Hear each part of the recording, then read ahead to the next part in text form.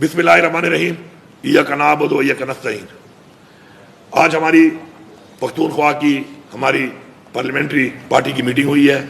जिसके अंदर हम सब ने मुत्तफिका तौर पर एक बहुत डिटेल के साथ डिस्कशन के बाद कुछ फैसले किए हैं। हमारी जो ऑल पार्टीज कॉन्फ्रेंस हुई थी कुछ दिन पहले, उसमें जो फैसले हमने किए थे, हम उन फैसलों पर कायम हैं और हम इंशाअल्लाह उन फैसलों को अमली जामा पहनाने के लिए सरकारी तौर पर कागजात और सारा कुछ उसके लिए बराबर भी कर रहे हैं। आज की जो हमारी ये मीटिंग हुई, उसमें ये फैसला किया गया कि एपेक्स कमेटी वाले वो तमाम फैसले जो दिन अनाउंस हुए थे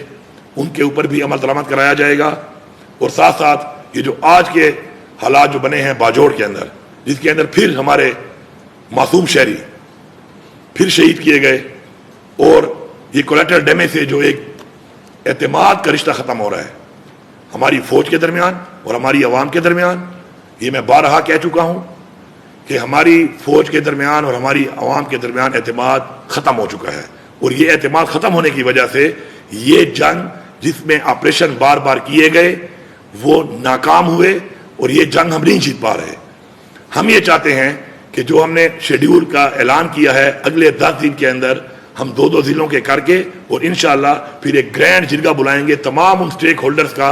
जो कि इन एरियाज के अंदर हैं जहाँ पे टेररिज्म है, और उनकी फीडबैक लेके उनके बताए हुए अमल के मुताबिक हम आगे अपना एक इंशाअल्लाह एक पॉलिसी रिव्यू करने के लिए हम ये जो बैठे हुए हैं जिनकी जिम्मेदारी है कि उन्होंने बॉर्डर को क्लियर करना है, बॉर्डर पे प्रोटेक्शन देनी है, उन तक पहुंचाएंगे। और हम उम्मीद करते हैं, क्योंकि हमारे लिए हमारे किसी उस फौजी जवान, वो भी हमारा बच्चा है, हमारा भाई है, हमारा बेटा है, उतना ही अजीज है जितना हमारे लिए हमारे कोई सिविलियन हमारे लिए अजीज है, क्योंकि वो भी हमारी हिफाजत के लिए लड़ रहा है। लेकिन आज हमारे उस फौजी जवान की वो शहादत जब होती है तो उसको वो ऑनर और रिवार्ड नहीं किया जा रहा जो उसको मिलना चाहिए। वजह गलत पॉलिसियां, इन पॉलिसियों को हम बार बार कह रहे हैं कि रिव्यू किया जाए। उसी के ऊपर हमारा फिर आज ये इजलास हुआ है, हमने उसके ऊपर जो भी बातचीत की है, अभी हमारे अगले 10 दिनों में इंशाल्लाह जिरगे होंगे। उन जिरगों का एक मुफस्सिल तरीके से डिस्कशन के बाद एक बयानिया होगा, लाअमल होगा, और हम उम्मीद करते हैं कि उसी के मुताबिक आगे की कार्रवाई जो है वो हम करेंगे। दहशतगर्दी का खात्मा हम चाहते हैं, लेकिन उस तरीके से जिससे अवाम का एतमाद भी हो और हमें खात्मा कर भी सके। इसके अलावा हमारा action in aid of civil power, ये जो एक हमारा एक चल रहा है सूबे के अंदर, इसके ऊपर भी हमारे तफूज़ात हैं। उसके ऊपर भी हमारा इंशाल्लाह यकम से स्पीकर साहब को बता दिया गया है, इंशाल्लाह यकम से हमारा असम्बली का इजलास शुरू होगा। उसके अंदर हमारी बाकी डिस्कशन के साथ इसके ऊपर भी डिस्कशन होगी कि क्या इससे कोई फवायद हो रहे हैं या इससे नुकसान हो रहा है, और फिर वही एतमाद ख़त्म हो रहा है या एतमाद बहाल हो रहा है। हमने अपने लोगों का एतमाद बहाल करना है, और एक वाज़ेह पैगाम है यहाँ पर सबके लिए कि हम अपनी अवाम के साथ खड़े हैं, हम अपनी अवाम के लिए हर हद तक जाएंगे। ये हमारा सूबा है, ये हमारी मिट्टी है, और हम इस मिट्टी को